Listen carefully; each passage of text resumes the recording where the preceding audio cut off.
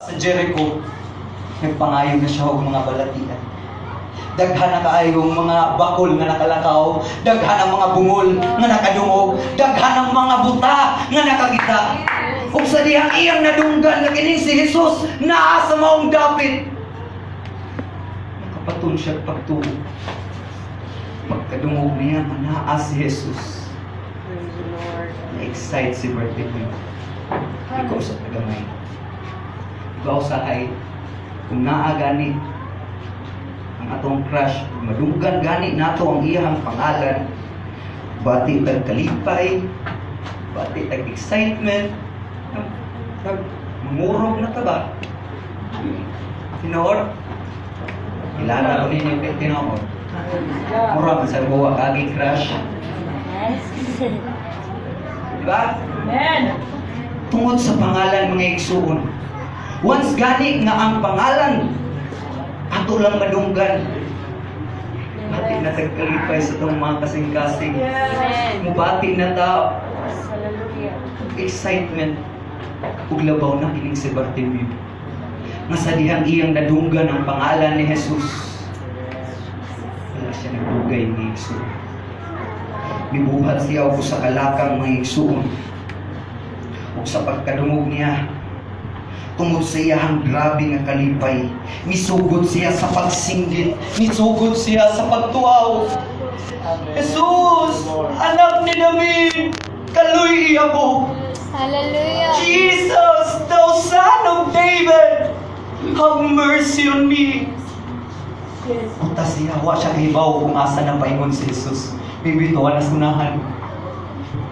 Pero misinggit siya.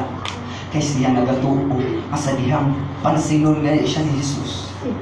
Matagbo ang iyang ipanginhanglan. Muna mga igsuon, gibuhat niya ang pagsinggit. Jesus, thou son of David, have mercy on me. Subo mang pamalandungon nga ang kauban sa atong Ginoong Jesucristo ang dakong panon sa katawhan mibadlong kang Bartimeo. Hilom! Shut up! Hallelujah.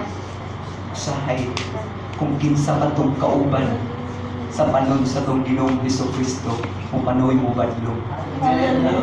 Ang ditangay mo ibulong. Kay naay mga tao ang tinuod kauban sa Ginoo. Pero muhatag og discouragement. Sa atong simbahan, ayaw kahibulong kung dunay mga discouragement gikan sa imong mga igsuon. Ayaw kahibulong kung sulayon kanila. Hatagan kag discouragement aron ka mahunungon. Sila tugod. Himuang sama ka kang Bartimeo nga naay eagerness nga gusto yun niya nga madungog siya ni Jesus. Nasamtang siya nagapakilimos bisag ibadlong na siya. Imbis nga muhilom si Bartimeo, mas may kusog pa noon siya sa pagsinggit. Thou son of David, have mercy on me! Thou son of David, have mercy on me! Sa pagsinggit niya mga igsuon, wala misinggit si Bartimeo nga son of David nga nagpasabot nga anak siya ni David. Pero ang phrase nga son of David nagapasabot sa Messiah. It is the title for the Messiah. Ang meaning sa Messiah, the word Messiah means the anointed one. Ug nasayra na ni Bartimeo nga sa dihang iyang gitawag, Son of David, have mercy on me. Siya nagatuo nga kining si Jesus niagi munin mo kaayo. Mao ni ang Bisaya nga muayo sa iyang mata.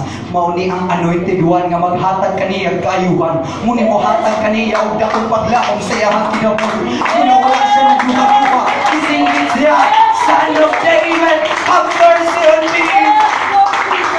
Kung ikaw doon na kayo pagpaginahanglan, kung unsa man sa imong kinabuhi, ang imong gikinahanglan, tawag ang pangalan sa Ginoo. Tawag ang pangalan, ayaw pagtugot. Hallelujah. Nga kung badlungon ka man, muhunong na ka. Kung i-discourage ka man, muhunong na ka. Hinoon tawag ka pa siya sa kusog. Jesus, I need you, Lord. Jesus, I need you in my life. Lord, na ako'y pagpanginahanglan. Yes. Hallelujah. Ipaabot ang imong pagpanginahanglan sa atong Ginoo. Amen. Kaya mga igsuon, nagpadlong man tinuod si Bartimeo. Ug sa diha, nga sa iyahang kinabuhi iyang nasayran, this is the Messiah. He is Jesus the Messiah. He is the anointed one, and He can heal me. Muna na-excite na si Bartimeo. Tungkol sa iyang excitement, nagpakiluoy din siya sa pagbuhi ng Diyos. Kung ang Bible na ingon na sa dihang misinggit si Bartimeo, Son of David, have mercy on me. The Bible said, Jesus stood still. Si Jesus mihunong. Muna bisan pagbisi na kay si Jesus sa paglakaw sa unahan, o si Bartimeo nagapadayon sa pagyahat sa iyang kamot. Have mercy on me, Son of David. Jesus, have mercy on me. Sa pagkadungog sa tong Ginoong Hesukristo, sa eagerness o sa pagpadayon sa perseverance ni Bartimeo, mihunong ang Ginoo. O siya ingon, tawag siya na kung ikaw nagatawag sa Ginoo, siya pud mo tawag kanimo.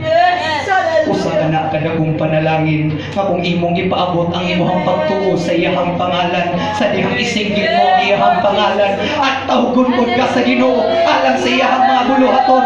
Tawgon pod ka sa Ginoo alang sa pagpanalangin sa uban. Ayaw pagmamuli sa pagtawag sa pangalan sa atong Ginoo. Let your voice be heard. Ayaw pagtugon, dunay mo badlong kanimo. Kung do naman, pagpadayon lang gihapon, tawag sa ngalan sa tong Ginoo na kakaroon sa kadapit, that you have freedom to call the name of Jesus. Yes. Ayaw yun. Nausa ka dakong butang mga igsuon. Asa din ang ihunong siya. Nakuha na niya ang atensyon sa Ginoo. Noon layo na ang Ginoo. Si Bartimeo naalang diri sa daplin sa dalan, nagayahan sa iyang kamot, nagabot kung kanus mahatagan o kaluod. Natungod sa iyang pagkamadasigon sa iyang kasing-kasing. Iyang gipugos sa iyang kaugalingon, bisan magluyo sa mga pagpanlong. Wala siya mihunong sa pagsinggit sa pangalan sa tong Ginoo. Wala siya mihunong sa pagtawag sa pangalan sa tong buhi nga Dios. Muna sa hindi ang miabot ang ngalan ni Jesus sa akong kinabuhi. Ako na nang gituuhan. Kung doon naman ko'y balatian, di na ako hunong mo ng pagtawag sa iyang pangalan. Di na ako hunong mo ng reaksyon. Kung doon na may problema nga mo ako, tawag lang ko sa iyang ngalan. Kung doon na may buwabot na mga discouragement o mga butang na musulay sa mga kinabuhi, alam ko mudangos sa pangalan sa kong Ginoo. Dili ko magmakulay mga igsoon. Kaya ibalo ko nga ang pangalan ni Jesus gamhanan. Ibalo ko nga ang pangalan ni Jesus tunay kahinuwa. Jesus, worship His name. Hallelujah, hallelujah, hallelujah. Oh, hallelujah. Namilig so, itong binaging Merkulis. Subong mang pamalandungon. Abi na po din ang mutukaran ba ito? Ang kidney. Isakit sa iyo sa kadlaw. Sa dihang natumba na ko diha sa may hagdanan. Huwag ako kasinggit sa pangalan ni Abel, niagi man ka. Ang classmate ni Agi nga, nalapian ako niya, huwag ako kasinggit. Pero akong gikuptan ang pagtuo sa pangalan sa itong Ginoong Hesukristo. Sa dihang bitawag ko mga naog na akong classmate nila kung kita bangag-hil. Kung dito mga igsuong. Hinihinay, yaram-aram akong pagpati. Samtang dito ko sa ospital. Dako na akong kalipay sa sigil. Huwag ipilahin dito. Jesus, heal me, Lord. I believe that you can heal me. Yes, God. Sige ko quote sa John 14:14. Siya nagaingon, Jesus Christ said, if you ask anything in my name, I will do it. Sa diyan na aking pagkahinahon, i-address sa pangalan sa Ginoo. Ang gagihang pangalan, ayaw magpapuli na isoon. Tuhi lang ang pangalan sa Ginoo. Siguro Lord, kung tawag ko sa imong pangalan, nasayod ko, nga imo kong tubagon. Ug sa diha na si Brother Akain sa kontapan ningon ko, Brad, ikaw pa ang kilid. Tawag ka sa pangalan ni Jesus. Samtang naghigda ko sakit na kaya kong kilid mo igsuon. Silang tulong kong luha. Pero na muna akong bersikulo. For where 2 or 3 are gathered in my name, there am I in the midst of them. Sa dihang igsuon nga ipataas si Akain, bahala gigin ka na mo diha. Huwag ko'y pakialam sa dago mga igsuon. Mas gitawag na mo ang pangalan ni Ginoong Jesus. Kung sa dihang mga igsuon, alas 8, hantod sa alas 10, wala na nako gibati ang maong kasakit. Kung nakahuli ko na rin mga igsuon, sako na akong kalipay, sako na akong nahugan. Sa dihang makaunta sa kalan sa Panginoon. Adunay kayuhan. Sa dihang matawag ka sa pangalan ni Jesus. Adunay na kung panalangin na bararo. Worship His name. Ayaw. Kung sa ito balingon.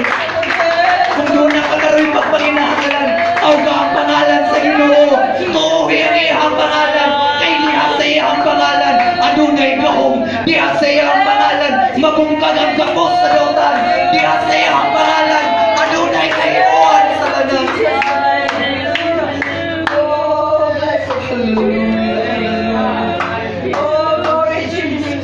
Naway igsuon. Sa ako nang ikaingon kaniya. Ang aking duwaligin niyo dili simple. Jesus is the name above every name. Ang ngalan nga labaw sa tanang pangalan. Nga diha sa iyang pangalan gikahatag ang tanang kagahom.